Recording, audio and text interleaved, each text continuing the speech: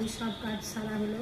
এখন গোপালকে পুজো টুজো দিয়ে এখন বেরালাম ঠাকুরঘর থেকে। এখন এবার রান্না করবো। এই যে কুমড়ো শাক, কে কে খেতে ভালোবাসো, এখন আমি রান্না করব। আমার খুব পছন্দের।